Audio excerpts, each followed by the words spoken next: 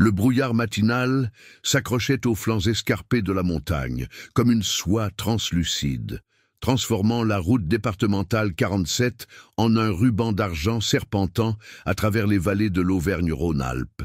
Théo Morel, au volant de sa Mercedes-Benz noire, scrutait la route avec l'attention méthodique qui caractérisait tous ses gestes d'homme d'affaires. À 36 ans, il était devenu le visage impassible de l'empire hôtelier familial, une machine à décision rationnelle forgée par les attentes impitoyables de sa grand-mère Marguerite. Encore une propriété à évaluer, encore une acquisition à finaliser, murmura-t-il en consultant les dossiers étalés sur le siège passager. La villa historique de Saint-Clément-du-Lac représentait une opportunité d'or, transformer cette demeure du XVIIIe siècle en un hôtel-boutique de luxe, attirant une clientèle fortunée en quête d'authenticité française. Son téléphone vibra. Le nom « grand-mère » s'affichait sur l'écran. « Théo, j'espère que tu ne perds pas ton temps avec cette acquisition douteuse. Les chiffres doivent être impeccables, comme toujours. »« Bien sûr, grand-mère. Tout est sous contrôle. Parfait. N'oublie pas que nous avons une réputation à maintenir. Les Morel ne font pas d'erreur. » Il raccrocha avec un soupir imperceptible. Marguerite Morel, 82 ans, dirigeait encore l'entreprise familiale d'une main de fer depuis son bureau lyonnais. Elle avait fait de lui l'héritier parfait, calculateur, distant, efficace. Mais parfois, en des moments comme celui-ci, perdu dans la beauté sauvage des montagnes, Théo ressentait une étrange mélancolie, comme si quelque chose d'essentiel lui échappait. La courbe apparut soudainement, plus serrée qu'il ne l'avait anticipé. Le brouillard s'épaississait, réduisant la visibilité à quelques mètres. Il ralentit, mais le camion qui arrivait en sens inverse semblait surgir du néant, ses phares perçant la brume comme des yeux de prédateurs. L'impact fut d'une violence inouïe. La Mercedes quitta la route, dévalant le talus dans un fracas de métal tordu et de verre brisé. Elle s'immobilisa finalement contre un chêne centenaire, fumante et méconnaissable. Le silence qui suivit était absolu, troublé seulement par le sifflement de la vapeur et le tintement léger des débris qui continuaient de tomber.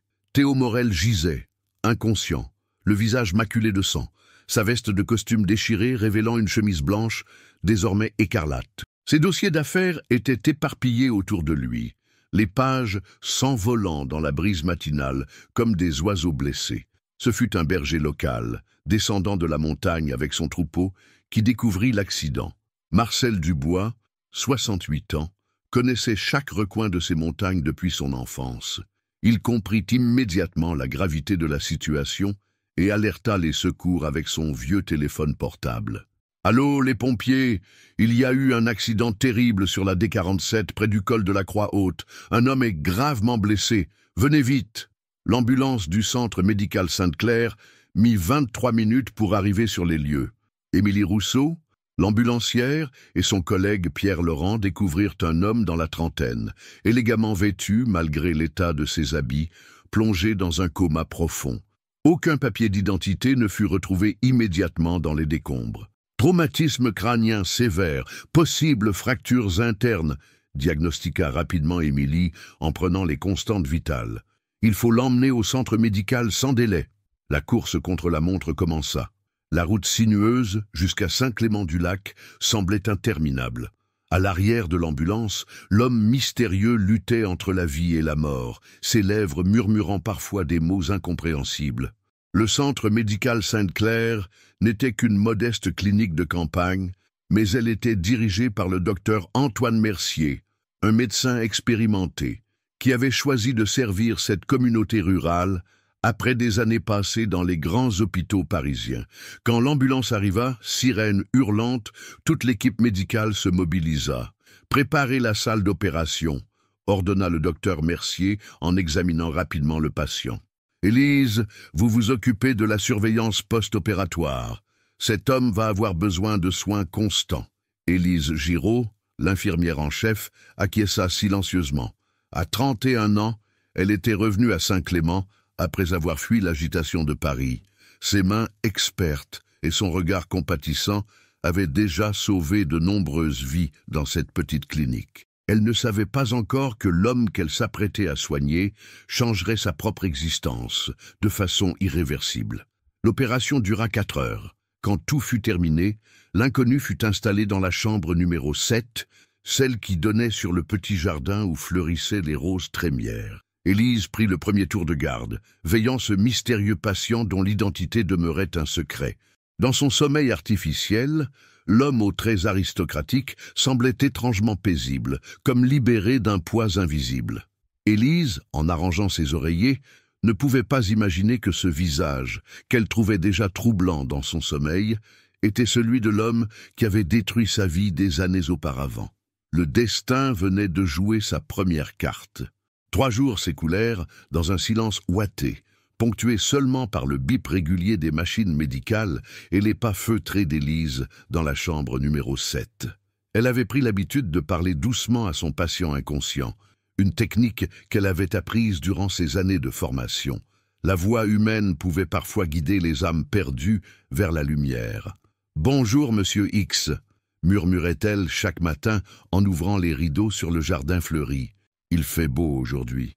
Les roses de Madame Blanchard sont magnifiques. J'aimerais que vous puissiez les voir. » Elle lui parlait de Saint-Clément-du-Lac, de ses habitants, de la boulangerie Marchand, où l'odeur du pain frais embaumait les matinées, du lac des Guebelettes qui scintillait sous le soleil comme un miroir d'argent. Ses récits semblaient l'apaiser. Son rythme cardiaque se stabilisait, ses traits se détendaient. Le docteur Mercier passait plusieurs fois par jour, perplexe devant l'absence totale de papiers d'identité. Les gendarmes avaient fouillé minutieusement l'épave de la Mercedes, mais les flammes avaient consumé portefeuille et documents. Seule une montre de luxe, gravée d'initiales illisibles, témoignait du standing social du mystérieux patient. « Ses blessures guérissent remarquablement bien », confia le médecin à Élise. « Mais le traumatisme crânien reste préoccupant. Nous ne savons pas quelles séquelles il pourrait conserver. » Élise hochait la tête, tout en surveillant les constantes vitales. Elle avait déjà vécu cette angoisse avec d'autres patients, mais quelque chose dans le visage de cet homme la troublait profondément. Était-ce la noblesse de ses traits, la finesse de ses mains aux ongles soignés, ou cette expression de vulnérabilité qu'elle n'avait jamais vue chez les hommes de son milieu? Le matin du 4e jour, alors qu'elle renouvelait les fleurs dans le vase près de la fenêtre, elle entendit un gémissement faible. Se retournant vivement, elle découvrit 2 yeux gris-bleu qui la fixaient avec confusion. « Où suis-je » murmura-t-il d'une voix rauque, tentant de se redresser. « Doucement, ne bougez pas trop vite », répondit Élise en s'approchant, son cœur battant plus fort que de raison. « Vous êtes au centre médical Sainte-Claire, à Saint-Clément-du-Lac. Vous avez eu un accident. » Il porta la main à son front bandé, grimaçant de douleur. « Je ne me souviens de rien. Comment je m'appelle » La question qu'Élise redoutait. Elle s'assit délicatement sur la chaise près du lit, cherchant ses mots. « C'est justement le problème. Nous n'avons trouvé aucun papier d'identité. Vous êtes notre monsieur X pour l'instant. » Il la dévisagea avec une intensité troublante. « Monsieur X, et vous, qui êtes-vous »« Élise Giraud, votre infirmière. Je m'occupe de vous depuis votre arrivée. » Un sourire faible éclaira son visage meurtri. « Élise, c'est un joli nom. Merci de veiller sur moi. » Ces mots simples, prononcés avec une sincérité désarmante, firent naître en elle une émotion qu'elle n'avait pas ressentie depuis des années. Elle se leva brusquement, perturbée par cette réaction inattendue. « Je vais prévenir le docteur Mercier de votre réveil. Il voudra vous examiner. » Durant les heures qui suivirent, une procession de visiteurs défilèrent dans la chambre. Le docteur Mercier procéda à une batterie de tests neurologiques. Les gendarmes tentèrent de glaner des informations sur son identité. Et sœur Marie-Claire, l'aumônière du centre médical, vint lui apporter réconfort et prière. Mais c'est vers Élise que se tournait constamment son regard. Elle seule semblait capable de l'apaiser quand l'angoisse de l'amnésie le submergeait. Quand elle lui tenait la main pour prendre son pouls, il fermait les yeux avec une expression de paix profonde. « Vous avez une voix si douce, » lui dit-il un après-midi alors qu'elle l'aidait à boire un peu d'eau. « J'ai l'impression de l'avoir déjà entendue dans mes rêves. » Élise sentit ses joues s'empourprer. « Vous délirez encore un peu. C'est normal après un traumatisme crânien.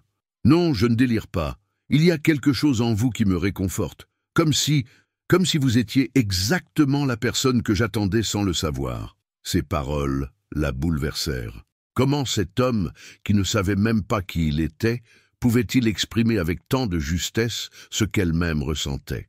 Depuis son retour à Saint-Clément, elle avait construit sa vie autour de la solitude, se protégeant de toute émotion trop vive. Mais la présence de ce mystérieux patient fissurait lentement ses défenses. Le soir venu, quand elle terminait sa garde, il lui demanda de rester encore un peu. « J'ai peur de me rendormir. Et si je me réveillais en ayant tout oublié de nouveau?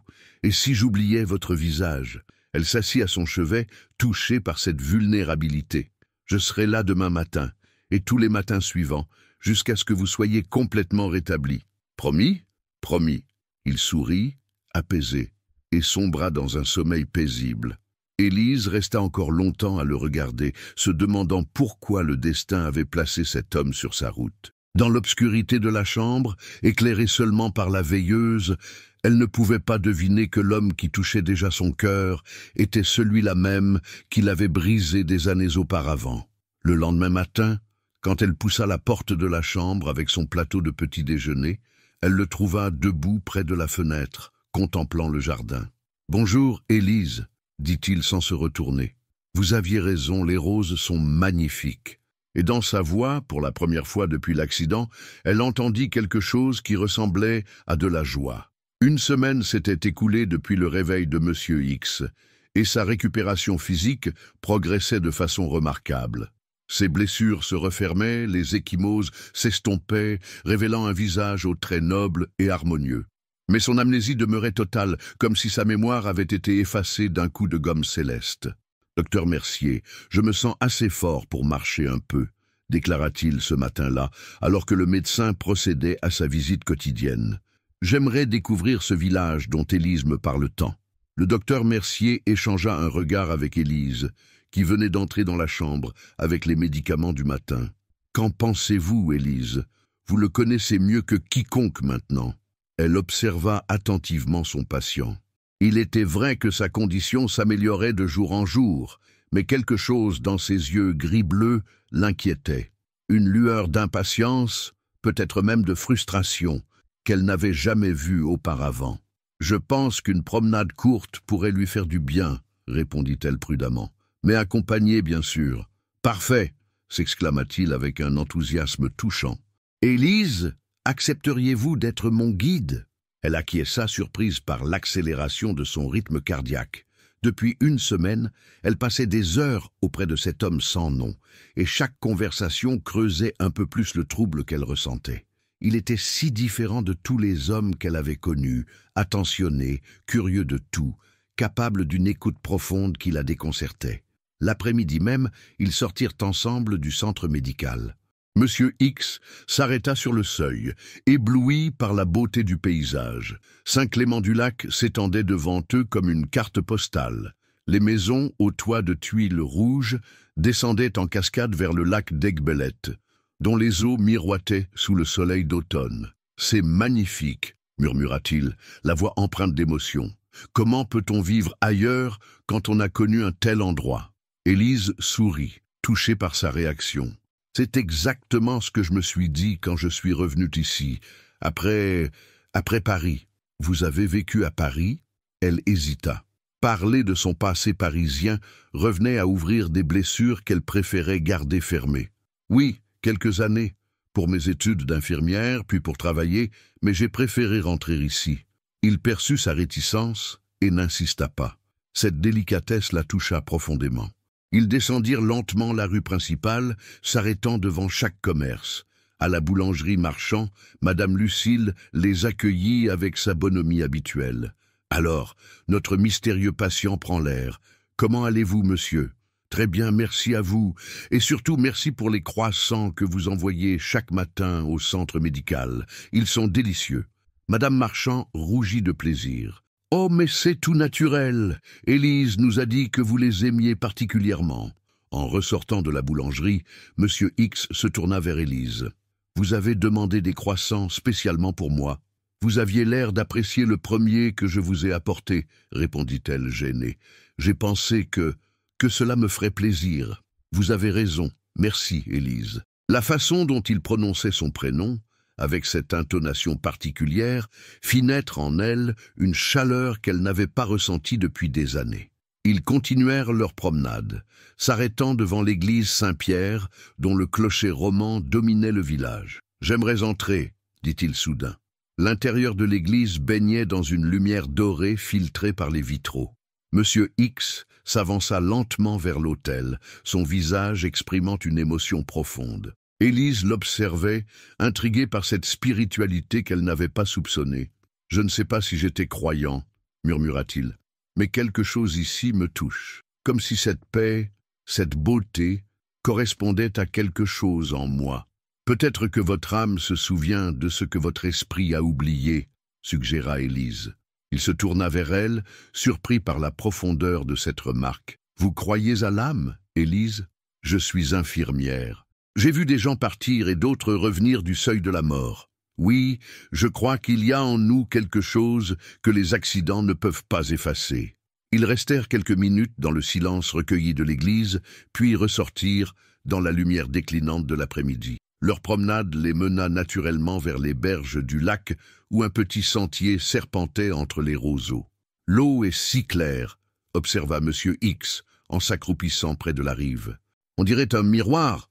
Le lac d'Aiguebelette est réputé pour sa pureté, » expliqua Élise. « Les habitants d'ici en sont très fiers. » Il se redressa et la regarda intensément. « Élise, puis-je vous poser une question indiscrète ? Essayez toujours. Pourquoi n'êtes-vous pas mariée ? Une femme comme vous. » La question la prit au dépourvu. Elle détourna le regard vers le lac, cherchant ses mots. « Les circonstances ne s'y sont jamais prêtées. Et puis, après ce qui s'est passé à Paris, j'ai préféré me concentrer sur mon travail. Que s'est-il passé à Paris ?» Cette fois, elle ne put éviter de répondre. « J'ai été confronté à une injustice, quelque chose qui m'a fait perdre foi en certaines personnes. J'ai préféré tout recommencer ici. » Il hocha la tête, respectant sa douleur. « Je comprends. Parfois, il faut savoir repartir de zéro. Comme vous, finalement, » dit-elle avec un sourire triste. « L'amnésie vous donne cette chance. Vous avez raison. Et savez-vous ce qui me frappe le plus ? Quoi donc ? Je ne ressens aucune nostalgie pour cette vie que j'ai oubliée. Comme si elle ne valait pas la peine d'être regrettée. » Ils rentrèrent au centre médical dans un silence complice, chacun perdu dans ses pensées. En arrivant devant la chambre numéro 7, Monsieur X se tourna vers Élise. « Merci pour cette promenade. Grâce à vous, j'ai l'impression de renaître. »« C'est normal, vous vous remettez de votre accident. »« Non, Élise, c'est plus que cela. Vous me donnez envie de devenir quelqu'un de bien, quelqu'un qui mériterait votre estime. » Ces mots la bouleversèrent. Comment cet homme, qui ne savait même pas qui il était, pouvait-il exprimer avec tant de justesse ce qu'elle-même commençait à ressentir? Elle le quitta ce soir-là, avec le cœur en tumulte, sans savoir que l'homme qui touchait déjà son âme était celui-là même qui l'avait détruite des années auparavant. 2 semaines après l'accident, Monsieur X était devenu une figure familière de Saint-Clément-du-Lac. Chaque matin, après ses soins au centre médical, il arpentait les rues du village avec une curiosité insatiable, s'arrêtant pour converser avec les habitants, observant les artisans à l'œuvre, nourrissant les canards au bord du lac. Cette simplicité nouvelle l'enchantait, comme s'il découvrait des plaisirs oubliés. Élise l'accompagnait souvent dans ses promenades, officiellement pour surveiller son état de santé, mais en réalité parce qu'elle ne pouvait plus se passer de sa présence. Leur conversation prenait une profondeur qui la surprenait elle-même. Cet homme sans passé semblait posséder une sagesse innée, une capacité d'écoute qui la touchait au plus profond. Ce matin-là, ils s'installèrent sur un banc face au lac, partageant un café acheté chez Madame Marchand. L'automne parait les arbres de couleurs flamboyantes et la surface de l'eau reflétait ce kaléidoscope doré. « Élise, » dit-il soudain, « hier soir, j'ai fait un rêve étrange. » Elle se tourna vers lui, intriguée. Depuis quelques jours, le docteur Mercier espérait que des bribes de mémoire commenceraient à revenir. « Racontez-moi. » J'étais dans un grand bureau, avec des baies vitrées donnant sur une ville. Il y avait une femme âgée, très élégante, aux cheveux blancs tirés en chignon. Elle me parlait d'argent, de responsabilité, de réputation familiale. Sa voix était froide, autoritaire. Et moi, j'avais l'impression d'étouffer. Élise sentit son cœur se serrer. Ces fragments de mémoire la ramenaient inévitablement vers la vérité qu'elle redoutait. Vous rappelez-vous son nom? Non, rien de précis, mais elle m'appelait... Attendez, Théo. Oui, c'est ça, Théo. Le prénom résonna dans l'air comme un coup de tonnerre. Élise se figea, le sang se retirant de son visage. Théo, ce prénom qu'elle avait essayé d'oublier, qui hantait encore ses nuits parisiennes. Non, c'était impossible. Le destin ne pouvait pas être si cruel. Élise, vous allez bien? Vous êtes toute pâle. Elle se ressaisit tant bien que mal. Ce n'est rien.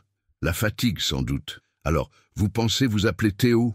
Cela me semble familier. Théo, oui, je crois que c'est mon prénom. Mais le nom de famille, rien.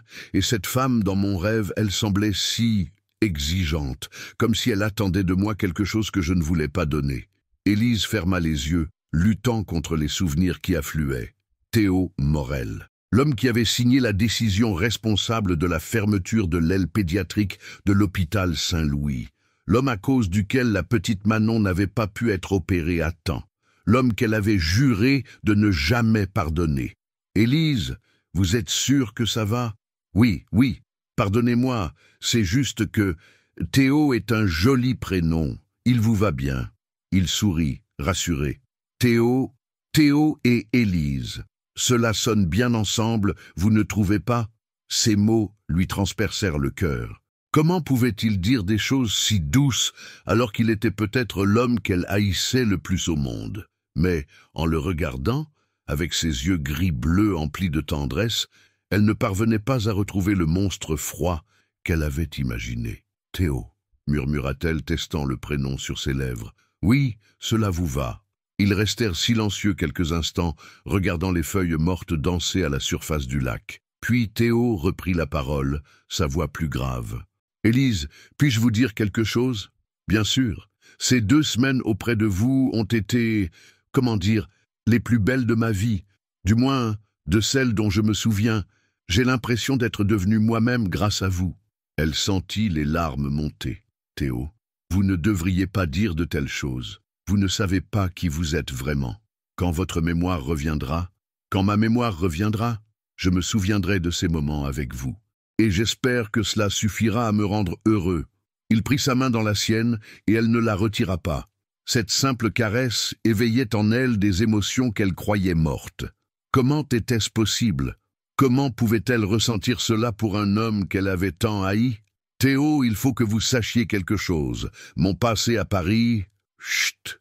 l'interrompit-il doucement. « Votre passé vous appartient, tout comme le mien, quand il me reviendra. Ce qui compte, c'est maintenant. Ce qui compte, c'est ce que nous ressentons l'un pour l'autre. Mais vous ne comprenez pas. Il se peut que... Que quoi? Que vous ayez des secrets? Que vous ayez souffert? Que vous ayez fait des erreurs? Élise, regardez-moi. » Elle leva les yeux vers lui, troublée par l'intensité de son regard. Peu importe ce qui s'est passé avant. Vous êtes la femme la plus généreuse, la plus attentionnée que j'ai jamais rencontrée. Vous m'avez sauvé la vie, et plus encore, vous m'avez donné envie de la vivre. Théo, je vous aime, Élise. Les mots tombèrent entre eux comme des pierres dans l'eau calme du lac. Élise sentit son monde basculer. Cet homme qu'elle avait peut-être haï, qu'elle s'était préparée à ne jamais pardonner, venait de lui déclarer son amour avec une sincérité déchirante. « Vous ne pouvez pas m'aimer, » murmura-t-elle. « Vous ne savez pas qui je suis. Je sais que vous êtes celle qui me lit des poèmes quand je n'arrive pas à dormir.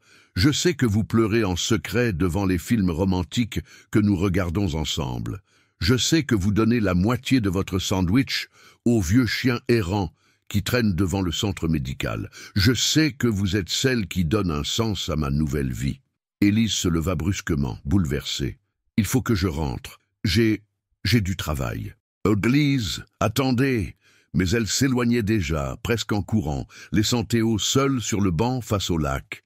Il ne comprenait pas sa fuite, mais il sentait qu'elle cachait quelque chose de douloureux. quelque chose qui les concernait peut-être tous les deux. Le soir même, Élise s'enferma dans sa petite maison près de l'église, refusant de répondre au téléphone. Elle avait passé des heures à pleurer, déchirée entre l'amour naissant qu'elle ressentait pour Théo et la haine qu'elle avait nourrie pour Théo Morel. Pouvait-il être la même personne? Et si oui, comment pourrait-elle jamais lui pardonner? Comment pourrait-elle aimer l'homme qui avait causé la mort de Manon? Dans l'obscurité de sa chambre, elle serrait contre elle la photo de la petite fille qu'elle n'avait pas pu sauver et murmurait des excuses à travers ses larmes. Le lendemain matin, Élise n'alla pas travailler. Pour la première fois depuis son arrivée à Saint-Clément-du-Lac, elle appela le docteur Mercier pour se déclarer malade. Elle ne pouvait pas affronter le regard de Théo, pas avant d'avoir éclairci ses doutes. Enfermée dans son petit bureau, elle ouvrit son ordinateur portable avec des mains tremblantes. Si cet homme était vraiment Théo Morel, elle devait en avoir le cœur net. Taper ce nom dans le moteur de recherche lui demanda un courage immense, comme si elle s'apprêtait à rouvrir une blessure mal cicatrisée. Les résultats s'affichèrent instantanément. Théo Morel, 36 ans, PDG des Hôtels Morel, héritier d'un empire hôtelier. Et la photo qui accompagnait l'article lui coupa le souffle. C'était lui, sans aucun doute possible. Le même visage noble, les mêmes yeux gris-bleu, la même expression, mais si différente. Sur cette photo officielle, Théo Morel arborait un sourire froid, calculateur, celui d'un homme d'affaires impitoyable. Élise continua sa lecture, le cœur battant. L'article datait de 6 mois et décrivait l'expansion internationale du groupe Morel sous sa direction. Il était présenté comme un homme brillant mais sans scrupules, capable de sacrifier l'humain au profit du rendement. Elle cliqua sur un autre lien. Cette fois, c'était un article du journal médical Santé publique, daté de 3 ans. Le titre lui fit l'effet d'un coup de poignard. Fermeture de l'aile pédiatrique de Saint-Louis, quand l'immobilier prime sur la santé publique. L'article détaillait comment la société immobilière filiale du groupe Morel avait racheté une partie des bâtiments de l'hôpital Saint-Louis, contraignant l'administration hospitalière à fermer l'aile pédiatrique faute de place. La décision avait été validée par Théo Morel en personne, malgré les protestations du personnel médical. Élise se souvenait de chaque mot de cet article. Elle l'avait lu et relu, 3 ans auparavant, quand sa vie s'écroulait. Quand la petite Manon était morte parce qu'elle n'avait pas pu être transférée à temps vers un autre hôpital. Quand elle avait compris que l'argent avait plus de valeur qu'une vie d'enfant. Elle ferma brutalement l'ordinateur et s'effondra en sanglots. Comment était-ce possible? Comment l'homme qui lui avait déclaré son amour la veille avec tant de tendresse et de sincérité pouvait-il être le même que celui qui avait détruit sa foi en l'humanité? Au centre médical, Théo attendait Élise, avec une impatience grandissante. Le docteur Mercier lui avait annoncé qu'elle était souffrante, mais quelque chose dans sa fuite de la veille l'inquiétait profondément. Avait-il dit quelque chose de mal? Sa déclaration d'amour l'avait-elle effrayé? « Docteur Mercier, demanda-t-il lors de la visite matinale, Élise va-t-elle vraiment bien? Elle semblait si troublée hier. » Le médecin l'observa attentivement. « Théo, puis-je vous appeler ainsi maintenant? Vous semblez très attaché à notre infirmière. Plus qu'attaché, je l'aime, et j'ai l'impression qu'elle me cache quelque chose d'important. L'amour peut parfois nous rendre perspicaces, mais il peut aussi nous aveugler. Élise a vécu des épreuves difficiles à Paris. Elle a ses raisons d'être prudente. Quelles épreuves? Le docteur Mercier hésita. Ce n'est pas à moi de vous le dire. Mais sachez qu'elle a été confrontée à une injustice qui l'a profondément marquée, une affaire impliquant un homme d'affaires sans scrupules qui a causé la mort d'une enfant. Théo sentit un frisson glacé parcourir son échine. Un homme d'affaires? Je ne devrais pas en dire plus. Mais cette histoire l'a détruite. C'est pour cela qu'elle est revenue ici, pour fuir cette douleur. Un terrible pressentiment s'empara de Théo. Et si sa propre histoire était liée à celle d'Élise? Et si, dans sa vie d'avant, il avait été cet homme d'affaires sans scrupules? Cette pensée lui donna la nausée. « Docteur, j'aimerais faire des recherches sur mon identité. Vous avez bien dit que j'avais l'apparence d'un homme fortuné? » En effet. Vos vêtements, votre montre, votre façon de parler, Tout indique un milieu social élevé. Pourquoi cette question? J'ai besoin de savoir qui j'étais, pour comprendre pourquoi Élise semble avoir peur de moi. Le docteur Mercier accepta de l'aider. Ils se rendirent ensemble au poste de gendarmerie où le brigadier Roussel avait conservé tous les éléments de l'enquête. La montre retrouvée sur les lieux de l'accident fut examinée à la loupe. Les initiales gravées, que l'on avait crues illisibles, révélèrent progressivement leur secret. TM. TM comme TOM, murmura le gendarme. Nous allons faire des recherches dans les fichiers des personnes disparues. Théo rentra au centre médical avec une angoisse grandissante. Ses initiales, ce prénom retrouvé dans ses rêves, l'histoire qu'avait évoquée le docteur Mercier, tout semblait converger vers une vérité qu'il redoutait de découvrir. Le soir venu, n'y tenant plus, il décida de se rendre chez Élise. Sa petite maison près de l'église était plongée dans l'obscurité. Mais il voyait de la lumière à l'étage. Il frappa doucement à la porte. « Élise, c'est moi, Théo. Je sais que vous êtes là. Il faut qu'on parle. » Un long silence lui répondit. Puis, finalement, il entendit des pas dans l'escalier. La porte s'entr'ouvrit, révélant le visage ravagé d'Élise. Elle avait pleuré. « Que voulez-vous » demanda-t-elle d'une voix rauque. « Vous, je veux comprendre pourquoi vous fuyez, pourquoi ma déclaration d'amour vous a fait si peur. »« Entrez » dit-elle finalement résignée. Il pénétra dans le petit salon coquet, remarquant immédiatement l'ordinateur ouvert sur la table basse. L'écran affichait encore une page de résultats de recherche et il put lire distinctement « Théo Morel ». Le silence qui suivit fut assourdissant. Théo comprit instantanément qu'Élise avait découvert son identité. Et à en juger par son expression, cette découverte n'était pas une bonne nouvelle. « Vous savez qui je suis » dit-il simplement. « Oui. Et ce que j'ai fait ?»« Oui. » Il s'approcha lentement d'elle, le cœur brisé par la douleur qu'il lisait dans ses yeux. « Élise, je ne me souviens de rien, mais si j'ai fait quelque chose qui vous a blessé, vous avez tué une enfant, » lâcha-t-elle dans un souffle. Ces mots le foudroyèrent. « Quoi » Manon. Elle avait 8 ans. Elle est morte parce que vous avez fermé l'aile pédiatrique de son hôpital pour construire vos immeubles de luxe. Théo chancela, cherchant un appui. Non, non, ce n'est pas possible. Je ne peux pas avoir fait une chose pareille. Regardez vous-même, dit-elle en lui montrant l'écran. Théo Morel, PDG des Hôtels Morel, l'homme qui place le profit avant la vie humaine. Il lut l'article et avec chaque mot, il sentait son monde s'écrouler. Cet homme froid et calculateur était-il vraiment lui? Avait-il vraiment été capable d'une telle cruauté? « Élise, murmura-t-il, les larmes aux yeux. Maintenant vous comprenez pourquoi je ne peux pas vous aimer. Vous comprenez pourquoi je vous hais. » Mais en prononçant ces mots, elle éclata en sanglots, car elle réalisait que c'était faux. Malgré tout, malgré la vérité terrible, elle l'aimait encore. Dans le petit salon d'Élise, le silence était devenu assourdissant. Théo, assis sur le canapé, fixait l'écran de l'ordinateur comme s'il espérait que les mots allaient disparaître. Élise, debout près de la fenêtre, lui tournait le dos, ses épaules secouées par des sanglots silencieux. « Parlez-moi de Manon » murmura-t-il finalement. Elle se retourna, le visage ravagé par la douleur. « Vous voulez vraiment savoir? Vous voulez connaître les détails de votre crime? Je veux comprendre. J'ai besoin de savoir quel homme j'étais. » Élise s'essuya les yeux et prit une profonde inspiration. Manon Dubois, 8 ans, leucémie aiguë. Elle était suivie dans l'aile pédiatrique de Saint-Louis depuis 6 mois. Une enfant adorable, toujours souriante malgré la maladie. Elle m'appelait Angélise, parce que, disait-elle, j'avais des mains magiques qui chassaient la douleur. Théo ferma les yeux, tentant d'imaginer cette petite fille. Le 15 mars 2022, continua Élise, sa voix tremblant de colère contenue, nous avons reçu l'ordre de fermer l'aile pédiatrique dans les 48 heures. Votre société immobilière avait racheté cette partie du bâtiment pour y construire des appartements de luxe. 48 heures pour transférer 15 enfants gravement malades vers d'autres hôpitaux déjà saturés. Mon Dieu! Manon était en phase critique. Elle avait besoin d'une greffe de moelle osseuse en urgence.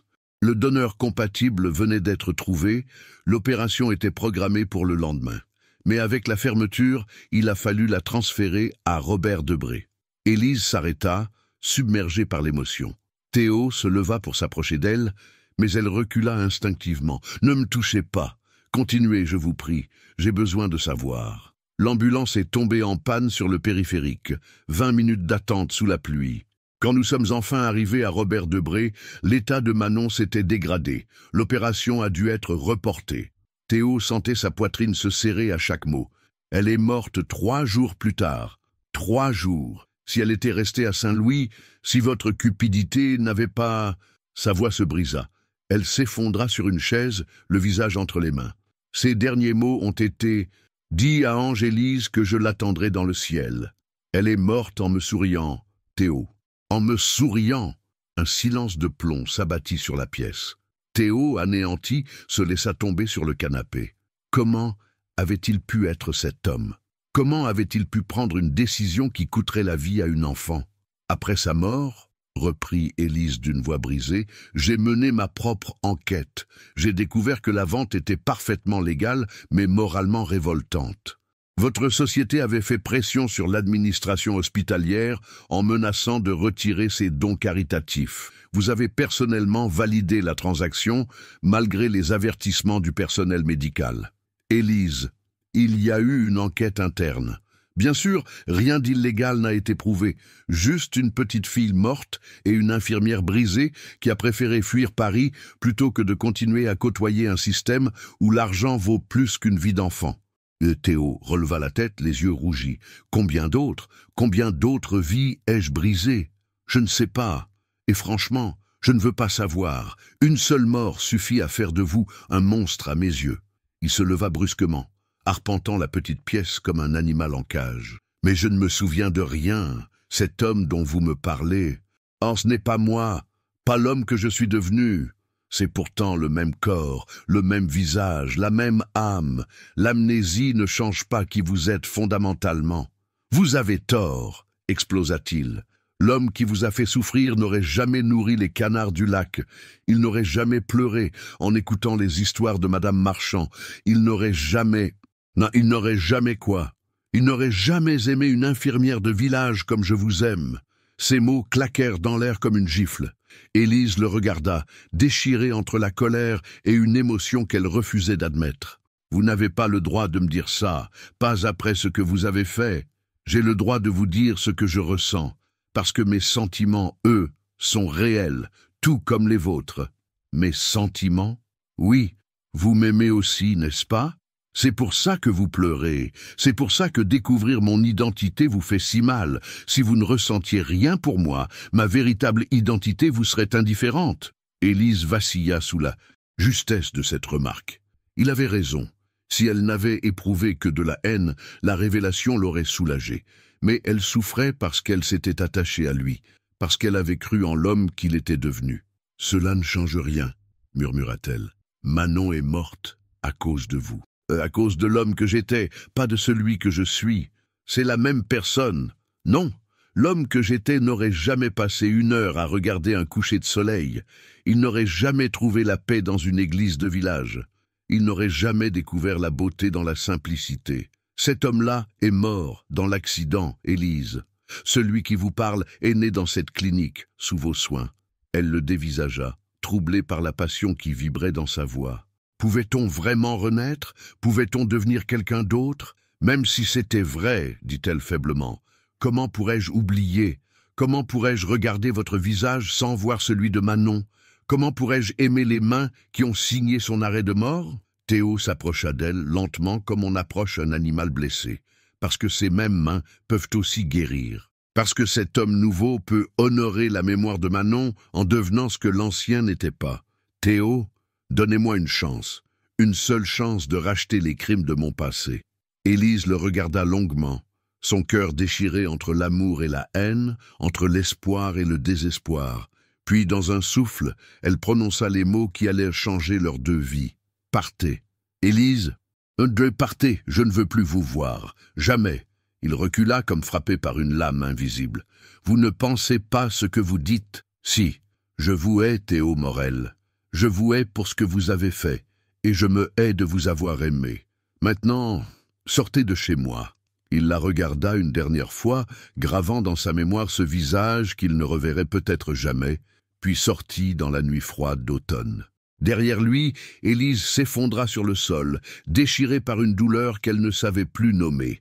Le lendemain matin, quand les gendarmes arrivèrent au centre médical, ils trouvèrent la chambre numéro 7 vide.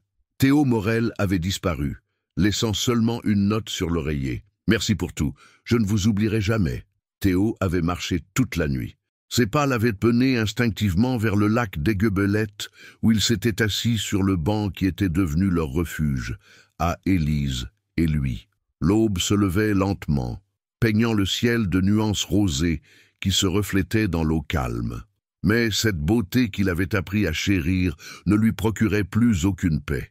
Il avait froid, mal à la tête, et son cœur était brisé en 1000 morceaux. Mais plus que tout, il était hanté par l'image d'une petite fille qu'il n'avait jamais rencontrée et dont il avait causé la mort. Manon. Ce prénom résonnait dans son esprit comme une sentence. « Comment ai-je pu faire ça ?»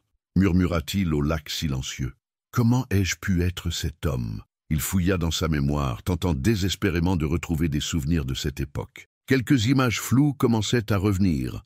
Un bureau luxueux, des réunions interminables, des chiffres sur des écrans, le visage sévère de sa grand-mère, répétant sans cesse les mêmes maximes sur la rentabilité et l'efficacité. Marguerite Morel. Ce nom émergea soudain de ses souvenirs avec une clarté douloureuse. Sa grand-mère, la matriarche impitoyable qui avait fait de lui l'héritier parfait de l'empire familial. Combien de fois lui avait-elle répété « Les affaires n'ont pas de cœur, Théo. La sentimentalité est un luxe que nous ne pouvons pas nous permettre. » Il se leva brusquement, pris d'une résolution soudaine. Il devait retrouver cette vie qu'il avait oubliée, comprendre l'homme qu'il avait été et surtout trouver un moyen de réparer le mal qu'il avait causé. Même si Élise ne lui pardonnait jamais, il se devait d'honorer la mémoire de Manon. Sa première destination fut la gendarmerie de Saint-Clément. Le brigadier Roussel fut surpris de le voir arriver de si bonne heure dans ses vêtements froissés de la veille. « Monsieur Morel, nous vous cherchions. Le centre médical nous a signalé votre disparition. »« Je vais bien, brigadier. J'ai retrouvé une partie de ma mémoire et j'ai besoin de votre aide. Pouvez-vous me conduire à Lyon? Il faut que je retourne à ma vie d'avant. » Le voyage jusqu'à Lyon se déroula dans un silence relatif. Théo, assis à l'arrière du véhicule de gendarmerie, regardait défiler les paysages qui lui devenaient progressivement familiers. Quelques souvenirs refaisaient surface. Cette route qu'il avait empruntée 1000 fois, ses panneaux indicateurs, ces collines qu'il connaissait depuis l'enfance. L'immeuble du siège social des hôtels Morel se dressait rue de l'Étoile, imposant et moderne. Théo le contempla longuement, sentant remonter des émotions contradictoires. Cet endroit avait été son univers, son royaume, sa prison. « Vous êtes sûr de vouloir y aller seul ?» demanda le brigadier Roussel. « Oui, il faut que j'affronte mon passé. Merci de m'avoir accompagné. » L'entrée dans le hall de marbre fut un choc. Plusieurs employés le reconnurent immédiatement, leur visage exprimant un mélange de surprise et de soulagement. La nouvelle de sa disparition avait visiblement fait le tour de l'entreprise. « Monsieur Morel !» s'exclama la réceptionniste. « Dieu merci, vous allez bien. Madame votre grand-mère vous attend dans son bureau. Elle est très inquiète. » Théo prit l'ascenseur jusqu'au dernier étage, ses souvenirs se précisant à chaque instant. Le couloir lambrissé, les portraits de ses ancêtres, l'odeur familière du cuir et du bois ciré, tout lui revenait. Il frappa à la porte du bureau directorial et entra sans attendre de réponse. Marguerite Morel, 82 ans, était assise derrière son imposant bureau d'acajou. Ses cheveux blancs étaient tirés en un chignon impeccable et ses yeux bleus acier le scrutèrent avec un mélange de colère et de soulagement. « Théo! Enfin, où étais-tu passé? Cela fait 3 semaines que nous te cherchons. La police, les hôpitaux, j'ai cru que... » Grand-mère. Ce simple mot, prononcé d'une voix froide, l'arrêta net. Elle le dévisagea intriguée par son ton. « Qu'est-ce qui t'arrive? Tu as l'air différent. J'ai retrouvé la mémoire. Excellente nouvelle. Alors, raconte-moi. Que s'est-il passé? Pourquoi es-tu parti sans prévenir? Et ce voyage à Saint-Clément, as-tu finalisé l'acquisition de la propriété ?» Théo s'assit face à elle, la regardant avec des yeux qu'elle ne lui connaissait pas. Grand-mère, parlez-moi de l'affaire de l'hôpital Saint-Louis. Un voile passa sur le visage de la vieille dame. Pourquoi cette question? C'est de l'histoire ancienne. Une excellente opération d'ailleurs. Très rentable. Rentable? Une enfant est morte à cause de cette excellente opération.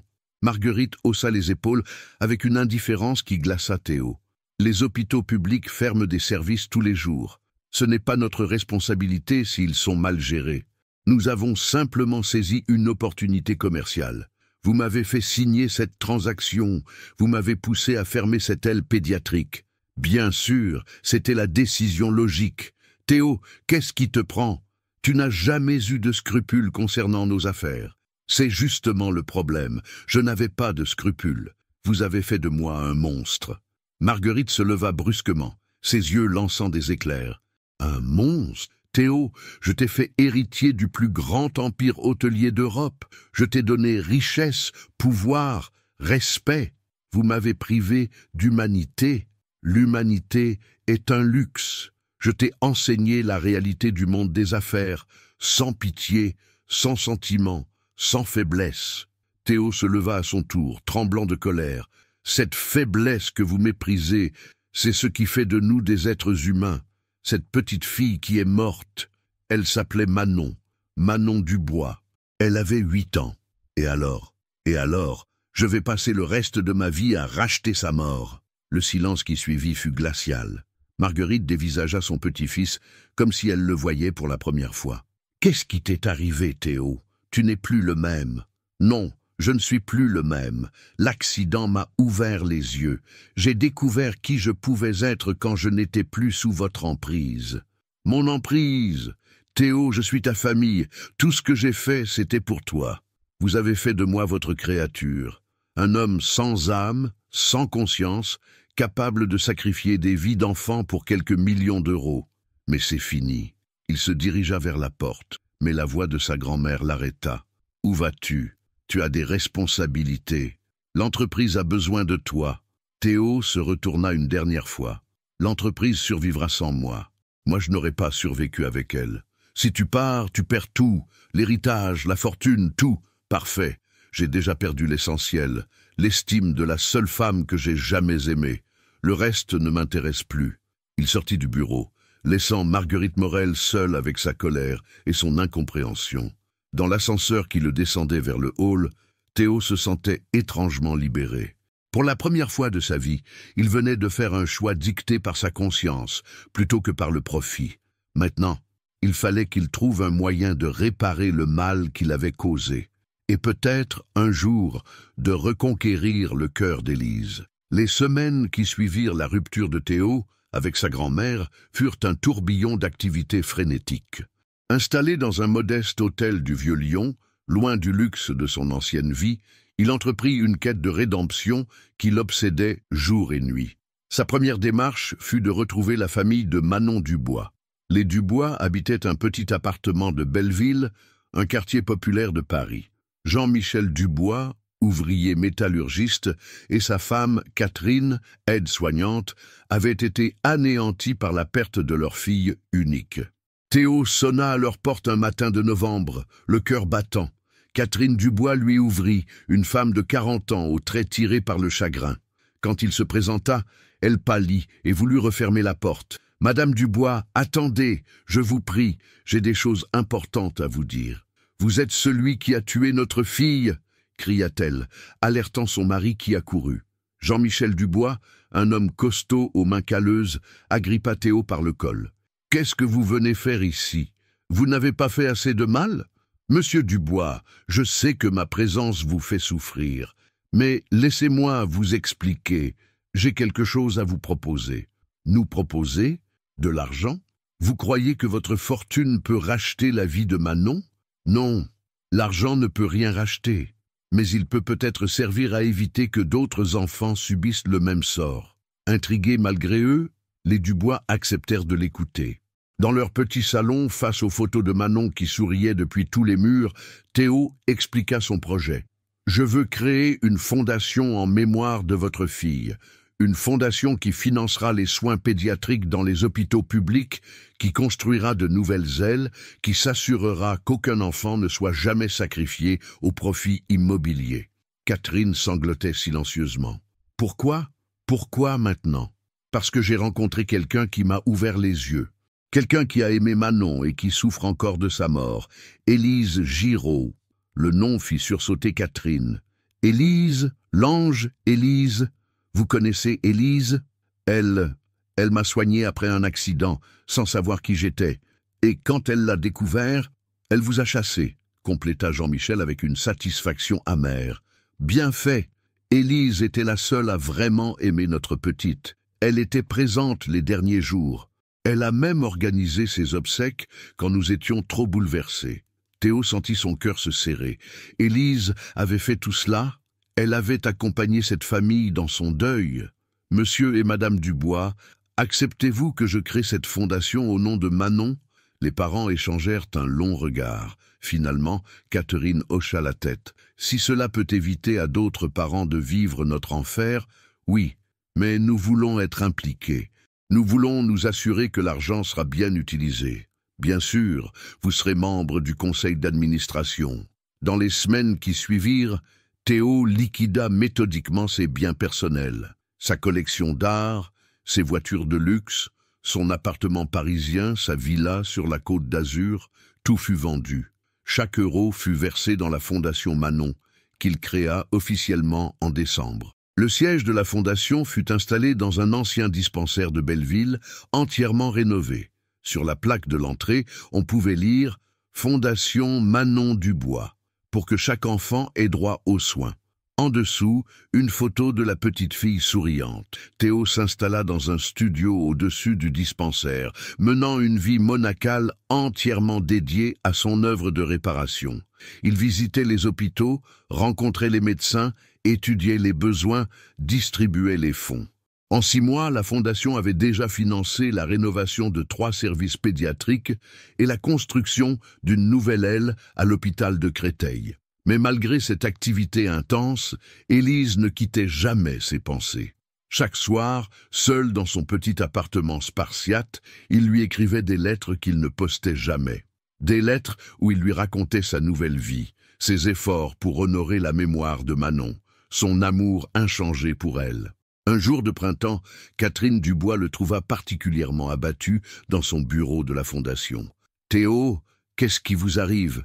Vous avez l'air encore plus triste que d'habitude. » Il lui montra un article de journal qu'il venait de lire. Élise Giraud a été décorée par le préfet de la Savoie pour son dévouement exceptionnel au service de la santé publique. Elle a créé une unité mobile de soins pour les villages isolés de montagne. Catherine sourit tristement. Elle continue à sauver des vies. C'est bien dans sa nature. Elle m'a dit qu'elle me haïssait, et j'ai peur qu'elle ait raison. Comment pourrait-elle me pardonner? Théo, regardez ce que vous avez accompli en 6 mois. Regardez cette fondation, ces enfants que vous avez aidés. Vous n'êtes plus l'homme qui a signé la fermeture de Saint-Louis. Mais est-ce suffisant? Le mal que j'ai causé peut-il vraiment être réparé? Catherine posa une main maternelle sur son épaule. Mon mari et moi, nous vous avons pardonné. Pas parce que vous le méritiez, mais parce que nous avons vu votre sincérité. Nous avons vu un homme détruire sa vie pour racheter ses fautes. Si nous pouvons vous pardonner, Élise le peut aussi. Vous croyez? J'en suis sûr, mais il faut lui laisser du temps, et il faut qu'elle voie ce que vous êtes devenu. Cette conversation donna une idée à Théo. Le soir même, il écrivit une lettre différente. Pas à Élise, cette fois, mais au docteur Mercier du Centre médical Sainte-Claire.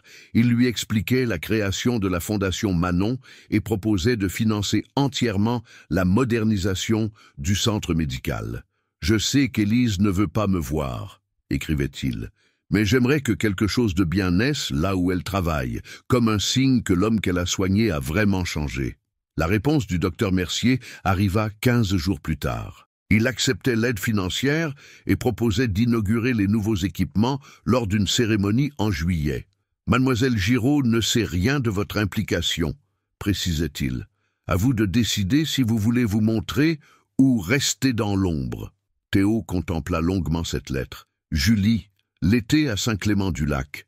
les roses en fleurs dans le jardin du centre médical, le lac qui scintillait sous le soleil, et peut-être une chance de revoir Élise. Pour la première fois depuis des mois, il se prit à espérer. Dans son petit appartement Belleville, entouré des dossiers de la Fondation et des photos des enfants qui l'aidaient, Théo Morel préparait silencieusement son retour vers la femme qu'il n'avait jamais cessé d'aimer. L'heure du dernier pari approchait. L'été était revenu à Saint-Clément-du-Lac, plus radieux que jamais. Les roses du jardin du centre médical explosaient de couleurs, et le lac d'Aiguebelette scintillait sous un soleil généreux. Élise avait repris ses habitudes, mais quelque chose avait changé en elle depuis le départ de Théo.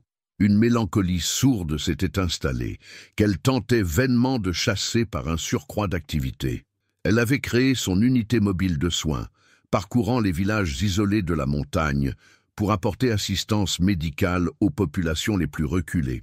Ce travail l'épuisait physiquement, mais lui permettait d'oublier quelques heures par jour le visage de l'homme qu'elle avait chassé de sa vie. Ce matin-là, le docteur Mercier l'attendait dans son bureau avec un sourire mystérieux. « Élise, j'ai une excellente nouvelle. Le centre va être entièrement modernisé. » Elle leva les yeux de ses dossiers. Surprise. Modernisé? Avec quel budget? Un mécénat privé. Un don anonyme considérable qui va nous permettre d'acquérir les derniers équipements médicaux, d'agrandir la maternité, de créer une véritable unité de soins intensifs. Anonyme? Le donateur souhaite rester discret. Il semble que notre petit centre ait touché quelqu'un de généreux.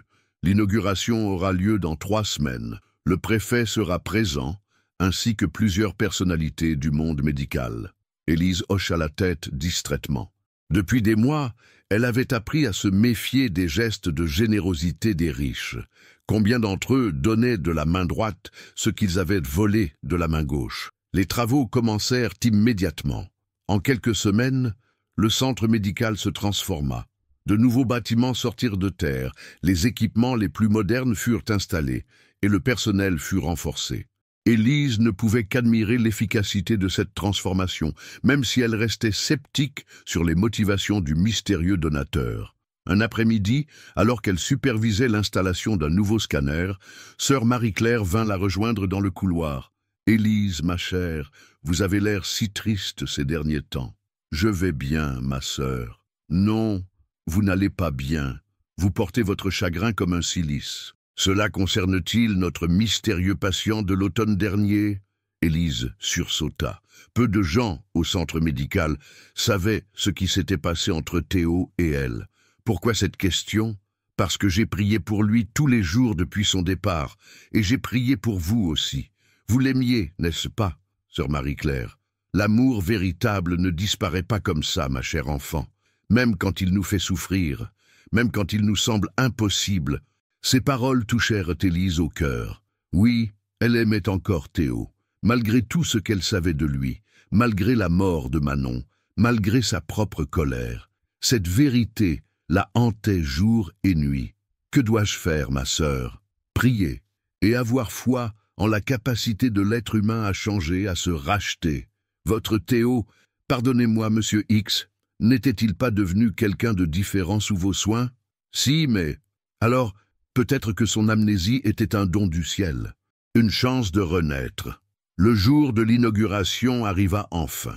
Le centre médical pavoisait, et une foule de notables arpentait les nouveaux locaux sous la conduite du docteur Mercier. Élise, en uniforme d'apparat, accueillait les visiteurs avec un sourire de façade. C'est alors qu'elle la vit, Catherine Dubois, la mère de Manon. Elle était là, élégamment vêtue, accompagnée de son mari et du préfet. Élise faillit s'évanouir de surprise. « Madame Dubois, que faites-vous ici ?» Catherine la serra dans ses bras avec émotion. « Élise, notre ange Élise, comme c'est merveilleux de vous revoir. Mais je ne comprends pas.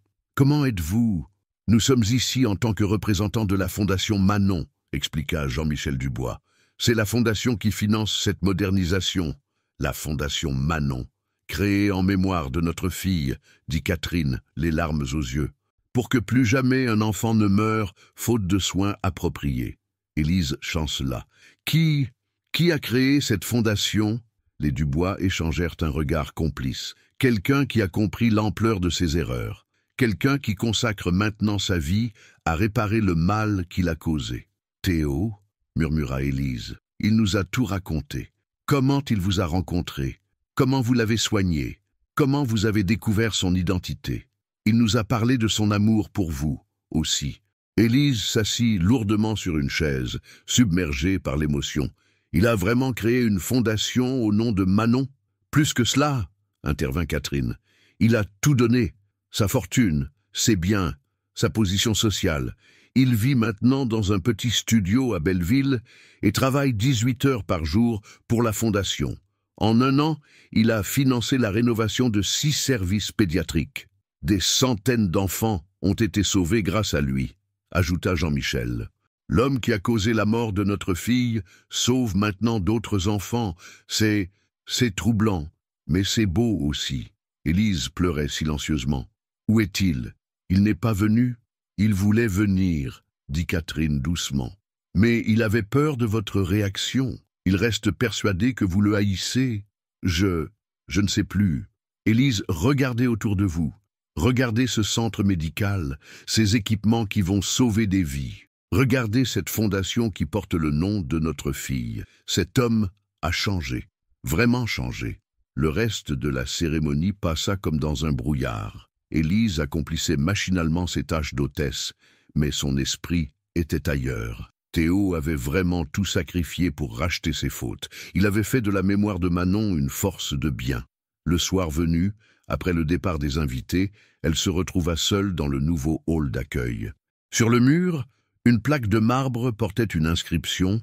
Ces équipements ont été offerts par un ami anonyme, en mémoire de tous les enfants qui méritent de vivre. Docteur Mercier la rejoignit, tenant une enveloppe à la main. « Élise, j'ai quelque chose pour vous. Qu'est-ce que c'est? » « Une lettre de notre donateur anonyme. Il m'a demandé de vous la remettre après l'inauguration. » Les mains d'Élise tremblaient en ouvrant l'enveloppe. L'écriture était celle de Théo, reconnaissable entre mille. « Ma chère Élise, si vous lisez cette lettre, c'est que la modernisation du centre médical est achevée. J'espère que ces nouveaux équipements serviront à sauver de nombreuses vies, comme vous avez sauvé la mienne. Je sais que vous me haïssez, et je ne peux vous en blâmer, mais j'avais besoin que vous sachiez que l'homme que vous avez soigné existe vraiment. Il a grandi grâce à vous, il a appris l'amour grâce à vous, et maintenant il essaie de réparer le mal causé par celui qu'il était avant. Je ne vous demande pas de me pardonner. Je vous demande seulement de croire qu'un être humain peut changer, qu'une âme peut se racheter, qu'un cœur peut apprendre à battre pour autre chose que le profit. Si un jour vous pensez que cet homme mérite une seconde chance, vous me trouverez là où tout a commencé entre nous. Près du lac, sur notre banc, à regarder le coucher du soleil. Je vous aimerai toujours, Théo. » Élise serra la lettre contre son cœur, les larmes coulant librement sur ses joues. Pour la première fois depuis des mois, elle entrevoyait une lueur d'espoir. Peut-être que l'amour était plus fort que la haine, peut-être que le pardon était possible. Les jours qui suivirent l'inauguration furent pour Élise une période d'intense réflexion. La lettre de Théo ne la quittait plus, cachée dans la poche de sa blouse, comme un talisman qu'elle touchait machinalement quand l'émotion la submergeait. Elle avait relu 100 fois ces mots qui parlaient de rédemption et d'amour, tentant d'y déceler un piège, une manipulation, mais n'y trouvant qu'une sincérité déchirante. Le témoignage des parents de Manon l'avait profondément ébranlée. Si eux, qui avaient perdu leur enfant à cause de Théo, pouvaient lui pardonner, qu'est-ce qui l'empêchait, elle, de faire de même? Sa fierté, sa peur d'être blessée à nouveau, ou simplement l'habitude de la colère, devenue au fil des mois sa compagne la plus fidèle? Un matin, alors qu'elle s'apprêtait à partir pour sa tournée dans les villages de montagne, sœur Marie-Claire l'interpella dans le couloir du centre médical. « Élise, ma chère, vous avez l'air encore plus tourmentée qu'avant l'inauguration. N'était-ce pas une belle réussite? » « Si, bien sûr. Les nouveaux équipements vont changer la vie de nos patients. Mais quelque chose vous préoccupe. Voulez-vous en parler ?» Élise hésita un instant, puis sortit la lettre de sa poche. « Lisez ceci, ma sœur. Dites-moi ce que vous en pensez. » Sœur Marie-Claire chaussa ses lunettes et lut attentivement le message de Théo. Son visage s'illumina progressivement. « Oh mon enfant, comme c'est beau, cet homme vous aime vraiment. Mais comment puis-je lui faire confiance? Comment savoir s'il ne va pas redevenir celui qu'il était? Élise, regardez ce qu'il a accompli. Un homme qui sacrifie sa fortune et sa position sociale pour réparer ses fautes, ce n'est pas quelqu'un qui agit par calcul, c'est quelqu'un qui agit par amour. Vous croyez vraiment qu'on peut changer à ce point? J'ai consacré ma vie à cette croyance. Sinon, à quoi bon prier? À quoi bon espérer? Votre Théo a vécu une renaissance, au sens littéral du terme. L'accident l'a dépouillé de tout ce qui faisait sa personne d'avant, et vous l'avez aidé à reconstruire son âme. Mais Manon est au ciel, ma chère, et je suis certaine qu'elle sourit en voyant que sa mort a permis de sauver d'autres enfants. Le mal peut parfois engendrer le bien, quand il rencontre un cœur sincère. Ces paroles résonnèrent longtemps dans l'esprit d'Élise, tandis qu'elle parcourait les routes sinueuses de la montagne. À chaque village, elle voyait des enfants jouer dans les cours d'école, courir dans les rues, rire aux éclats. Combien d'entre eux seraient sauvés grâce aux équipements financés par Théo?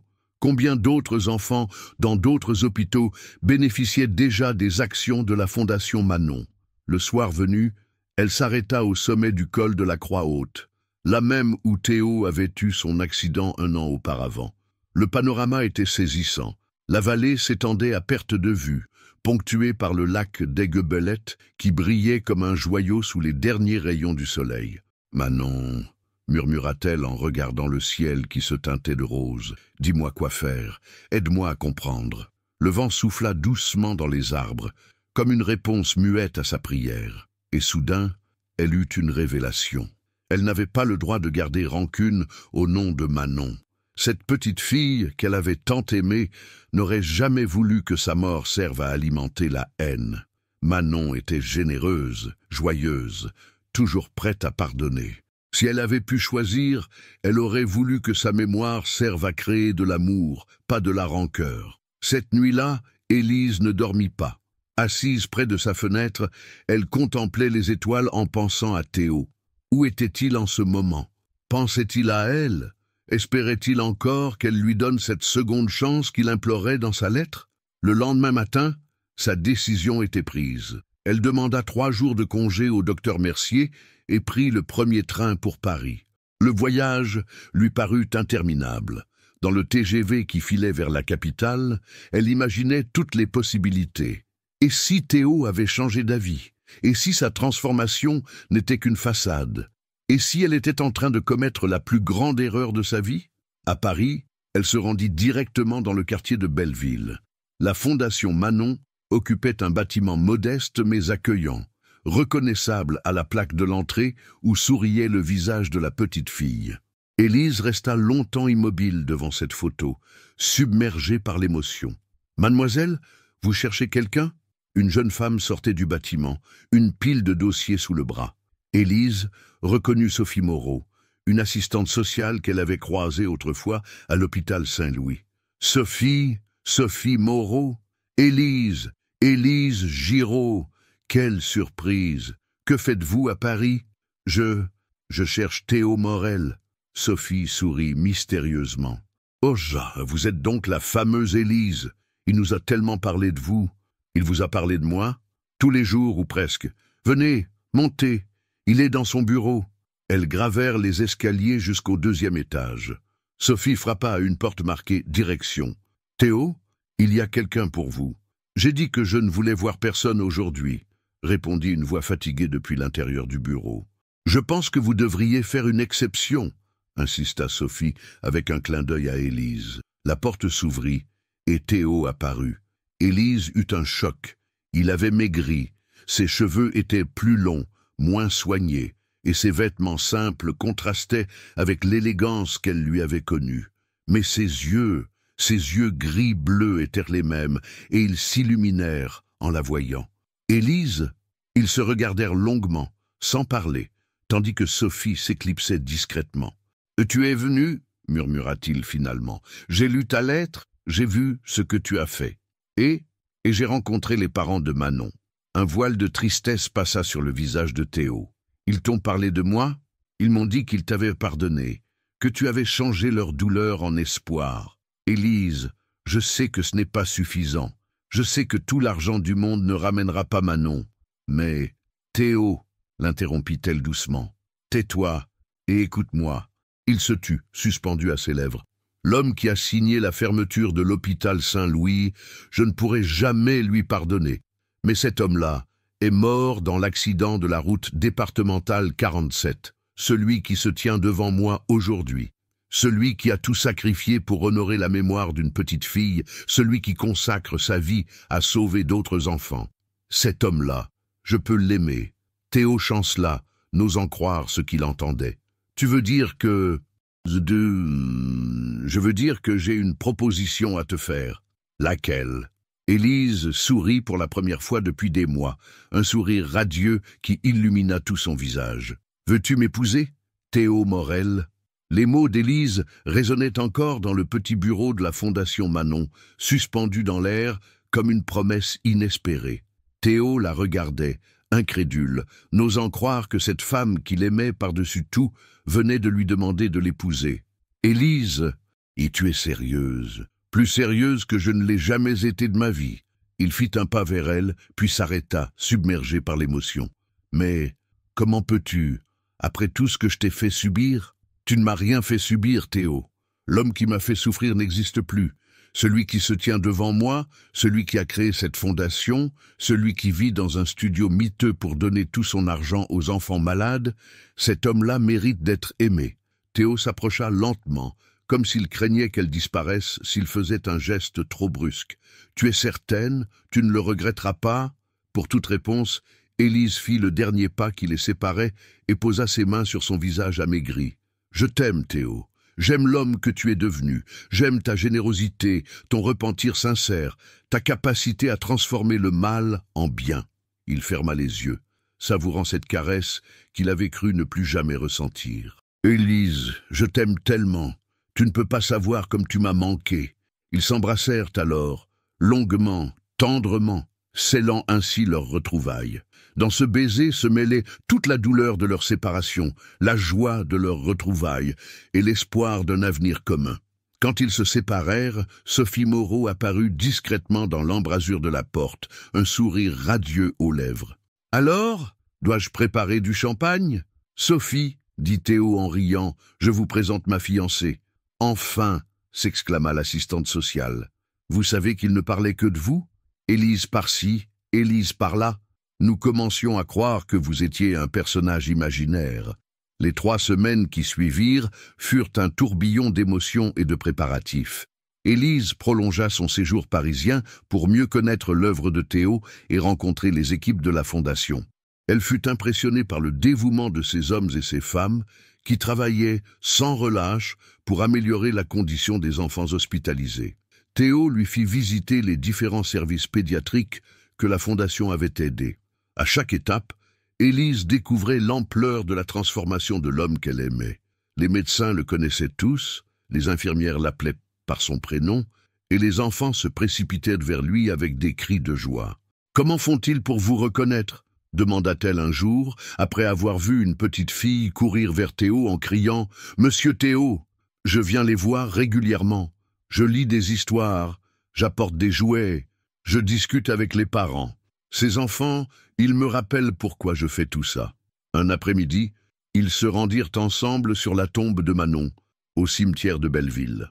Élise y avait déposé des fleurs chaque année, depuis la mort de la petite fille, mais c'était la première fois qu'elle venait avec Théo.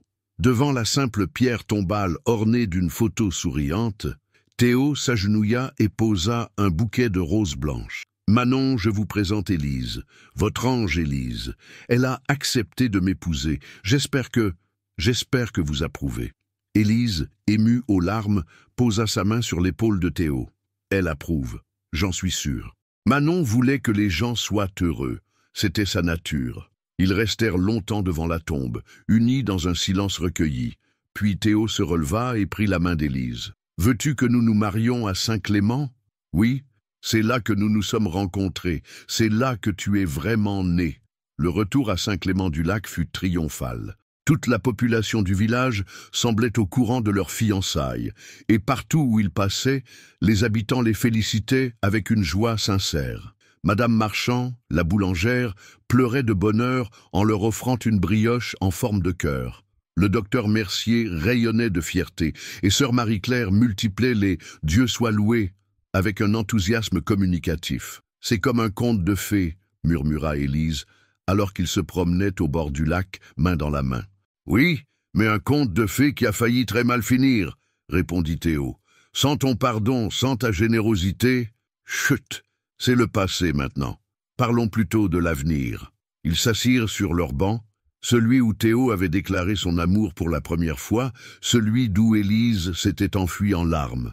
Le coucher de soleil peignait le lac de couleurs chatoyantes, et la paix du soir enveloppait la vallée. « Élise, j'ai quelque chose à te donner. » Il sortit de sa poche un petit écrin de velours. À l'intérieur, nichée dans la soie blanche, brillait une bague de fiançailles d'une simplicité parfaite. Un solitaire modeste, mais pur, monté sur un anneau d'or blanc. « Elle n'est pas très imposante, » dit-il en la passant au doigt d'Élise. « Je n'ai plus les moyens de mes folies d'autrefois. »« Elle est parfaite, » répondit-elle en admirant le bijou. « Simple, honnête, authentique, comme notre amour, et comme l'homme que je suis devenu grâce à toi. » Ils s'embrassèrent encore une fois, tandis que le soleil disparaissait derrière les montagnes.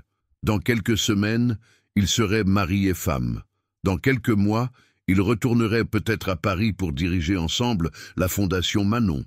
Mais pour l'instant, seul comptait ce moment présent, cette réconciliation miraculeuse, cet amour qui avait su triompher de la haine et du ressentiment. « Théo » murmura Élise contre ses lèvres. « Oui, je t'aime. L'homme que tu es aujourd'hui, l'homme que tu seras demain. Je t'aime pour toujours. Et moi, je t'aime pour m'avoir sauvé 2 fois. La première fois de l'accident, la seconde fois de moi-même. » Au-dessus d'eux, les premières étoiles commençaient à scintiller dans le ciel qui s'assombrissait. Quelque part dans ce firmament, une petite fille nommée Manon souriait peut-être, en voyant que sa mort n'avait pas été vaine.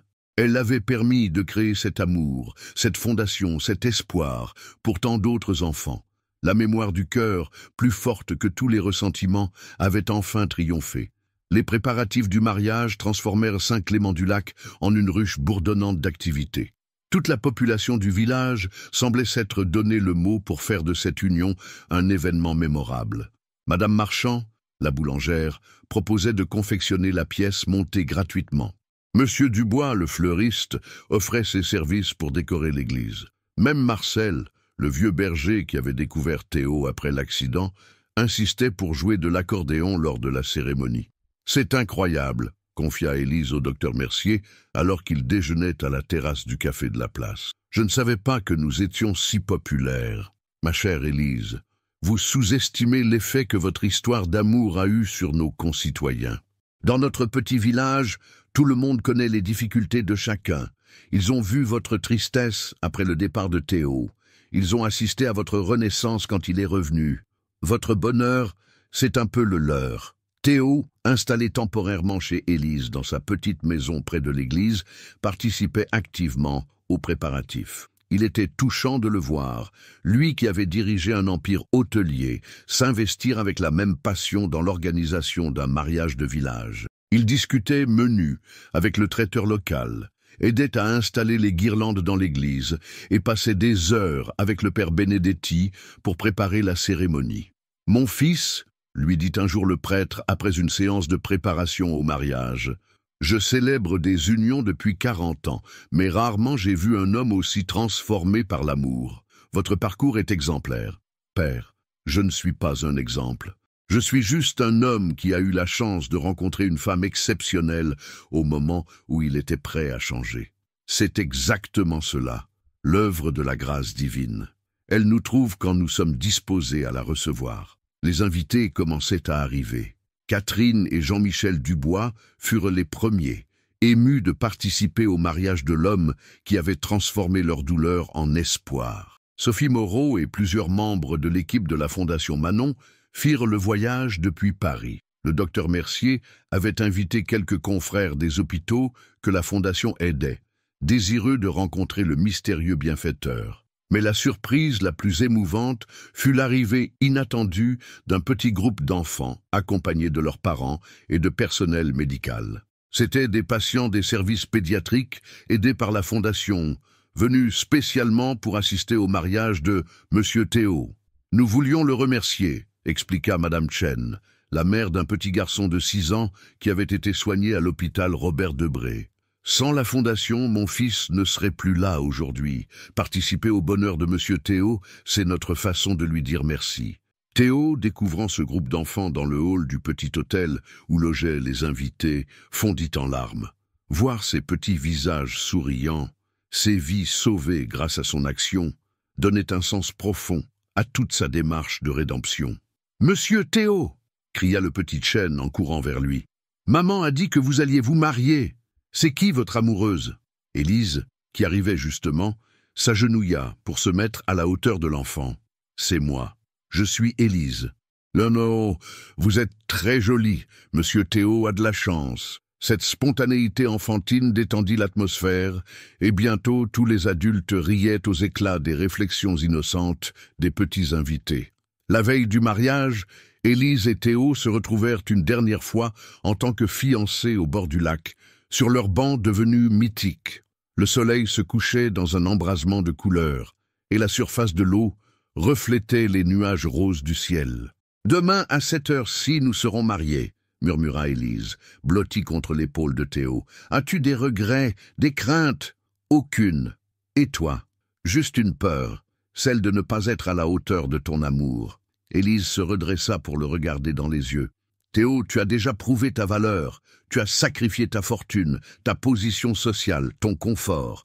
Tu as créé une fondation qui sauve des vies.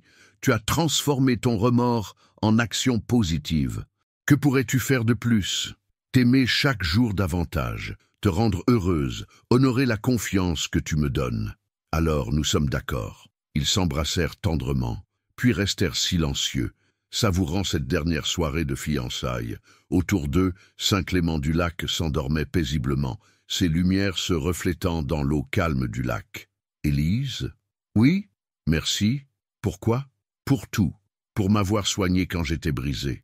Pour m'avoir aimé quand je ne savais plus qui j'étais, pour m'avoir pardonné quand j'ai découvert qui j'avais été, pour me donner la chance de devenir l'homme que je veux être. Théo, c'est moi qui devrais te remercier. Tu m'as appris que l'amour était plus fort que la haine, que le pardon était possible, que les êtres humains pouvaient vraiment changer. Nous nous sommes sauvés mutuellement. Oui, et demain, nous allons commencer une nouvelle vie ensemble. » Au moment où il se levait pour rentrer, une étoile filante traversa le ciel au-dessus du lac. Élise ferma les yeux et fit un vœu. « Qu'as-tu demandé ?» chuchota Théo. « Que Manon nous bénisse d'en haut, que notre bonheur serve à répandre encore plus de bien autour de nous. »« Amen » murmura Théo. Main dans la main, ils remontèrent lentement vers le village endormi. Demain serait le plus beau jour de leur vie. Demain, ils seraient unis pour toujours. Demain commencerait leur histoire d'amour éternel, celle qui avait su triompher de tous les obstacles. Dans le ciel étoilé de Saint-Clément-du-Lac, quelque part entre les constellations, une petite fille, nommée Manon, souriait en regardant s'éloigner le couple qui avait transformé sa mort en force de vie. Elle qui avait toujours cru aux contes de fées voyait enfin le sien prendre forme, et ils vécurent heureux et eurent beaucoup d'enfants. Mais cette fin n'était qu'un commencement. Le matin du mariage se leva sur Saint-Clément-du-Lac dans une symphonie de couleurs dorées. Le soleil d'août caressait les eaux du lac des Gobelettes, transformant sa surface en un miroir étincelant qui reflétait les montagnes environnantes. Une légère brise faisait danser les branches des tilleuls centenaires et l'air embaumait le parfum des roses du jardin de l'église. Élise s'éveilla dans sa petite maison, avec un sentiment de paix profonde qu'elle n'avait jamais connu. Aujourd'hui, elle allait épouser l'homme de sa vie, non pas celui qu'elle avait imaginé dans ses rêves de jeune fille, mais celui que la vie lui avait donné, après l'avoir mise à l'épreuve. Un homme brisé qu'elle avait aidé à renaître, et qui l'avait transformé en retour. Catherine Dubois, arrivée la veille au soir, l'aidait à se préparer. La mère de Manon avait insisté pour jouer le rôle de témoin d'Élise, dans un geste symbolique qui réconciliait définitivement le passé et le présent. « Vous êtes radieuse », murmura Catherine, en aidant Élise à enfiler sa robe de mariée.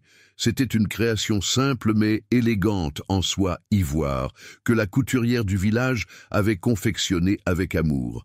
Pas de strass, ni de dentelle sophistiquée, mais une pureté de ligne qui soulignait la beauté naturelle de la mariée. « J'ai l'impression de rêver », avoua Élise, en se regardant dans le miroir. « Parfois, je me demande si je mérite tout ce bonheur. » « Bien sûr que vous le méritez. Vous avez su pardonner quand c'était le plus difficile. Vous avez su voir l'homme nouveau derrière l'ancien. Vous avez transformé votre douleur en amour. Si ce n'est pas mériter le bonheur, qu'est-ce que c'est ?» Dans la chambre d'hôtel où il se préparait, Théo ajustait sa cravate avec des gestes nerveux. Jean-Michel Dubois, son témoin, l'observait avec un sourire amusé. « Détendez-vous, mon vieux. Vous allez épouser la femme de votre vie. Pas passer devant un tribunal. »« C'est plus intimidant qu'un tribunal, » répondit Théo. « Devant un juge, on risque la prison. Ici, je risque de gâcher le bonheur de la femme que j'aime plus que tout. »« Théo, regardez-moi, » dit Jean-Michel en posant ses mains sur les épaules du futur marié. « Ma femme et moi, nous avons appris à vous connaître ces derniers mois. Nous avons vu votre sincérité, votre dévouement, votre capacité à transformer le mal en bien. Élise a de la chance de vous épouser, et vous avez de la chance qu'elle vous épouse. Arrêtez de douter. » À 10 heures précises, les cloches de l'église Saint-Pierre commencèrent à sonner, appelant la population aux festivités. Tout le village semblait s'être donné rendez-vous pour assister à ce mariage qui était devenu l'événement de l'année. Les enfants couraient entre les rangées de chaises disposées sur la place de l'église, tandis que leurs parents échangeaient les derniers potins. Le père Benedetti, revêtu de ses plus beaux habits sacerdotaux, accueillit les invités avec sa bonhomie habituelle. L'église avait été décorée avec un goût exquis. Des guirlandes de roses blanches et de lys ornaient les piliers, et des bougies créaient une atmosphère recueillie et chaleureuse. À 11 heures, l'orgue entonna la marche nuptiale. Tous les regards se tournèrent vers l'entrée de l'église, où apparut Élise au bras du docteur Mercier, qui avait accepté de la conduire à l'autel en l'absence de son père. Un murmure d'admiration parcourut l'assemblée. Élise était resplendissante. Sa robe simple mais parfaite, ses cheveux relevés en un chignon orné de quelques roses blanches, son sourire radieux. Elle incarnait la beauté pure de l'amour véritable. Théo, debout devant l'autel, sentit ses jambes se dérober sous lui en la voyant. Cette femme magnifique qui s'avançait vers lui avec tant de grâce et de sérénité allait devenir sa femme. Après tout ce qu'ils avaient traversé, tous les obstacles qu'ils avaient surmontés, ils étaient enfin là, ensemble, prêts à s'unir pour la vie. Quand Élise le rejoignit devant l'autel, ils échangèrent un regard qui en disait plus que tous les mots. Dans les yeux de Théo, elle lisait un amour profond et une reconnaissance infinie.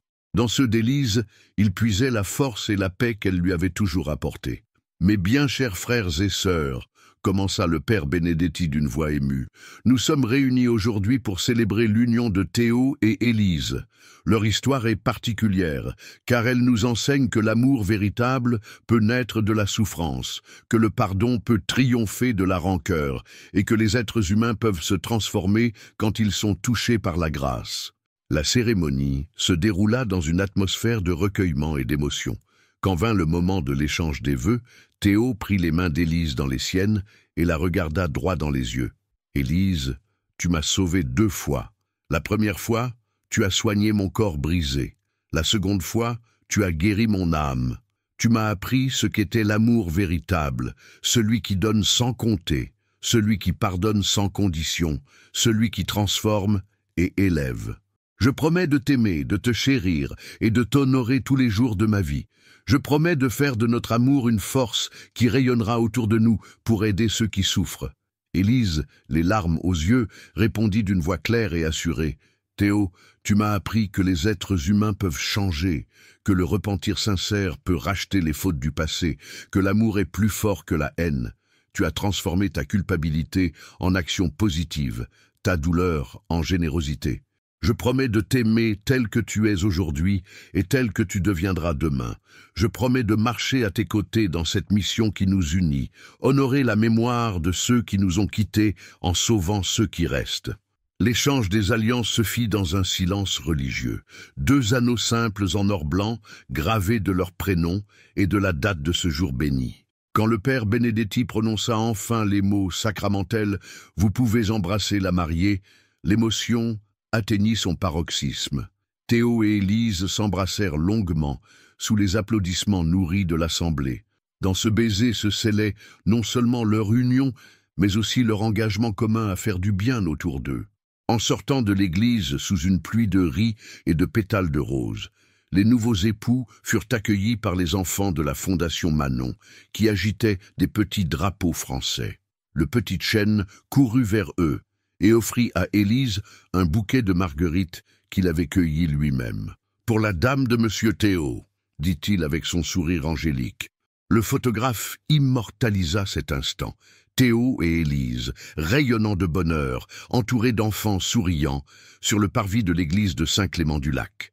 Cette photo trônerait plus tard dans le bureau de la Fondation Manon, témoignage éternel de ce que l'amour et le pardon peuvent accomplir. La réception eut lieu sur la place du village, transformée pour l'occasion en une immense salle de fête à ciel ouvert. Sous les guirlandes et les lampions, invités et villageois dansèrent jusqu'au bout de la nuit, célébrant cette union qui symbolisait l'espoir et la rédemption. Quand la soirée toucha à sa fin, Théo et Élise s'éclipsèrent discrètement pour se rendre une dernière fois sur leur banc au bord du lac. Là, sous les étoiles qui scintillaient dans l'eau, ils se jurèrent à nouveau fidélité et amour éternel. Ils étaient enfin mari et femme. 3 ans plus tard, l'automne avait peint les montagnes de l'Auvergne-Rhône-Alpes de couleurs flamboyantes, et le lac des Guebelettes reflétait ce kaléidoscope doré dans ses eaux paisibles. Sur le banc devenu légendaire de Saint-Clément-du-Lac, Élise et Théo Morel contemplaient le coucher de soleil avec la sérénité des couples unis par un amour profond et éprouvé. Élise, enceinte de 6 mois, caressait doucement son ventre arrondi. Leur premier enfant naîtrait au printemps, et ils avaient déjà choisi son prénom, Manon si c'était une fille, ou Gabriel si c'était un garçon, un hommage à celle qui avait, par sa mort tragique, permis leur renaissance commune. « Tu crois qu'elle nous voit ?»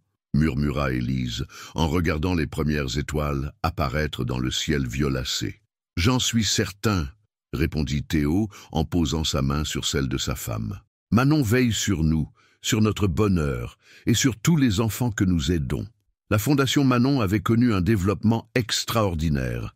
Dirigée conjointement par Théo et Élise depuis leur mariage, elle était devenue une référence européenne en matière de soins pédiatriques. 12 services hospitaliers avaient été créés ou modernisés, 3 centres de recherche financés et plus de 1000 enfants avaient bénéficié directement de son aide. Mais au-delà des chiffres, c'était l'esprit de la Fondation qui touchait le plus. Chaque action était menée avec l'humanité et la compassion qui caractérisaient ses fondateurs. Théo et Élise visitaient personnellement chaque établissement aidé, rencontraient les familles, s'impliquaient dans le suivi des petits patients.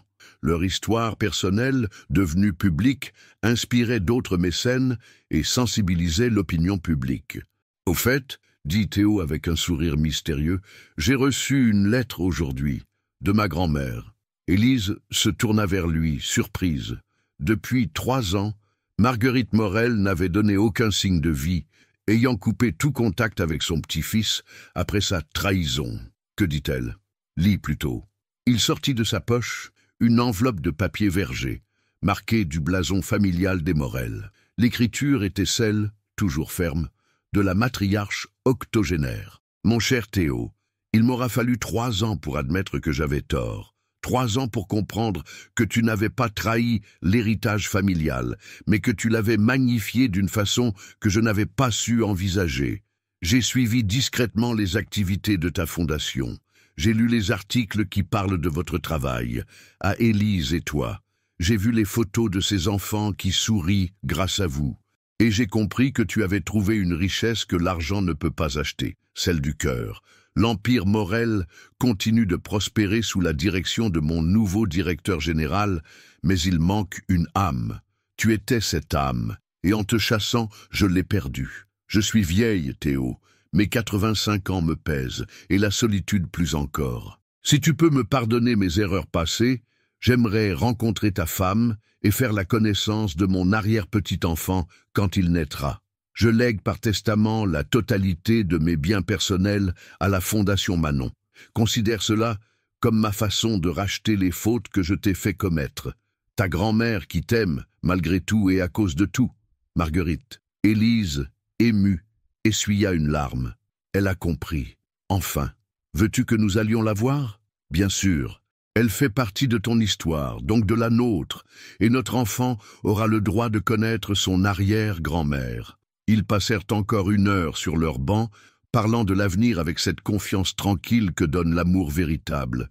Leur vie s'était organisée dans un équilibre parfait entre Saint-Clément-du-Lac, où ils gardaient leur maison près du lac, et Paris, où ils dirigeaient la fondation depuis des bureaux installés dans l'ancien dispensaire de Belleville. « Tu sais ce qui me rend le plus heureuse ?» dit Élise en se levant pour rentrer. « Quoi donc? C'est de me dire que notre histoire va continuer. Que notre enfant grandira en sachant que l'amour peut triompher de tout, que les êtres humains peuvent changer, que le bien peut naître du mal, et qu'une infirmière de village peut transformer un milliardaire cynique en homme de cœur, ajouta Théo en riant, et qu'un homme brisé peut révéler à une femme blessée la force de l'amour véritable. Main dans la main, ils remontèrent vers leur maison. Dans la cuisine, un dîner simple les attendait, préparé par Madame Marchand, qui continuait à les chouchouter, comme ses propres enfants.